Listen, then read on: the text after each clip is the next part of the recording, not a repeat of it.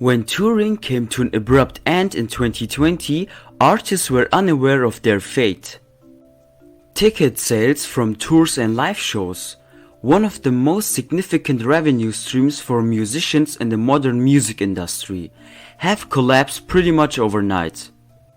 So, with live performances off the table, how can artists make money online from their music? So with that being said, let's start with number 1, which is streaming. Mechanical and streaming royalties are the most common ways for musicians to generate money online. That's a fancy way to describe money from online revenues through platforms like iTunes, as well as streaming revenues from services like Spotify and others. But you may ask, how much does Spotify, Deezer, Apple Music, Amazon Music and so on pay for 1,000 streams? Spotify, for example, pays between $0.001 and $0.008 per stream to artists, meaning that if your song is streamed 1 million times on Spotify, you can expect to earn something between $1,000 and $8,000. But the average charge for Spotify streaming in the US is $0.004, meaning you will get paid $4,000 for 1 million streams if your song is played for at least 30 seconds. Not that bad, right? Or what do you think? Another popular question, how much does Spotify pay per monthly listener? It will depend on several factors, including the country in which your music is streamed and its subscription type used by the listener. For example, users with a free Spotify account will obviously generate less revenue for artists than those with a paid subscription. Whereas South Korea has the highest pay per stream rate, namely $0.017. That would be $17,000 for 1 million streams. That's crazy. Next, Tidal. Jay-Z's Tidal offers the highest payment rates, approximately $0.01 per stream. And without being a math genius, you can easily realize that they pay about $10,000 for 1 million streams. Deezer. Deezer's business model allows paying subscribers to support the artist directly. For example, if a user listens to only one artist per month on Deezer, the artist will earn the entire membership money of the listener, minus platform charges of course. While this is a brilliant concept, Deezer has the lowest average price per stream compared to other streaming providers. It's only $0.0011, meaning you will get only $1,100 for 1 million streams. Apple Music, on the other hand, pays a lot better than Spotify. On average, you will earn about $7,000 for 1 million streams. Amazon Music has similar pay per stream rates as Spotify. However, unlike Spotify, Amazon Music has 5 distinct levels of listening options: the unlimited version, high definition audio version, Amazon Prime membership, individual subscriptions, and family subscriptions, offering you more ways to make money via Amazon. Using a site like DistroKid or CD Baby, you can get your music on Apple Music, Spotify, Tidal, Amazon Music and other platforms without the help of a record company. They receive royalties from these services on your behalf, in addition to getting your music on these digital platforms.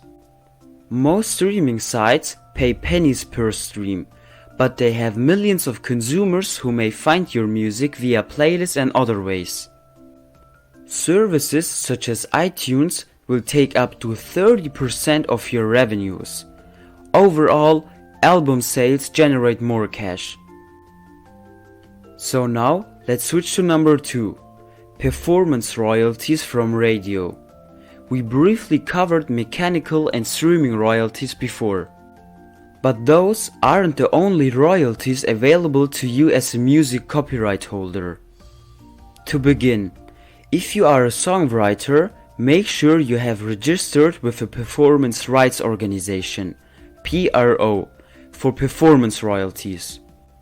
In most countries, you may only join one PRO. In the United States, for example, you can join one of the three organizations, CSAC, BMI, or ASCAP.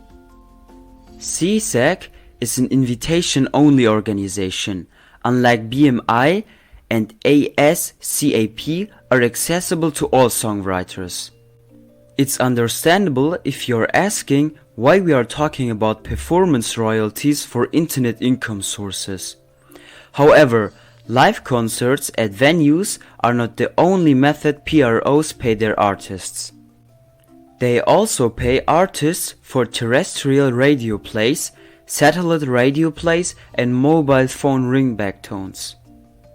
Your country's PRO should collect overseas royalties on your behalf, but you still might get a reasonable amount of money. Song Trust and Sound Exchange can often locate funds that your PRO may have overlooked.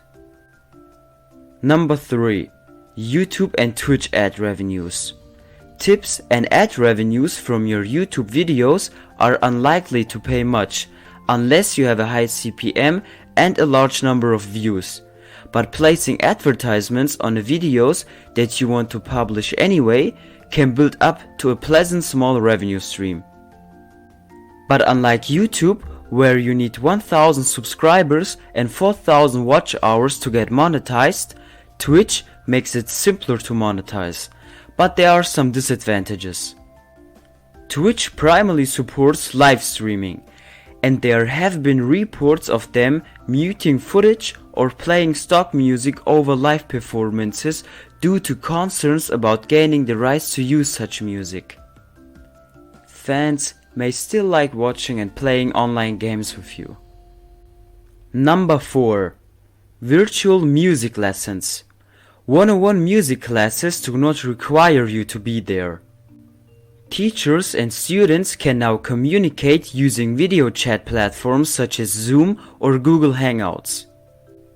If you or your band members are well known for your abilities with instruments or your voice, you most likely have a following of hobbyists who would pay an hourly cost for one-time or recurring lessons. If you are unable to devote individual lessons, you may teach your music to fans by creating broad tutorial videos for each of those songs. Instead of having fans buy these courses from you, you could offer them to fans for individual purchase or donate them to Patreon or YouTube supporters. Number 5. Physical album and merchandise. You may sell physical copies of your records through your own website and web store, in addition to actual record shops and concerts. ConvertKit, for example, works together with Shopify and other e-commerce platforms. Although shipping albums takes time, fans frequently want to support their favorite musicians by purchasing their records and merchandise. Your band's merchandise allows you to be creative. If you are on budget, for example, you can also sell merchandise on demand on platforms like Printful, Printify, or Teespring. So on one hand, you have no risks, since you don't have to invest in supply and everything, but on the other hand, obviously you will get less profit from it. Or instead of t-shirts and caps, you could look into other less usual items. That's it, thanks for watching, and give me your opinion in the comments, and see you in the next one.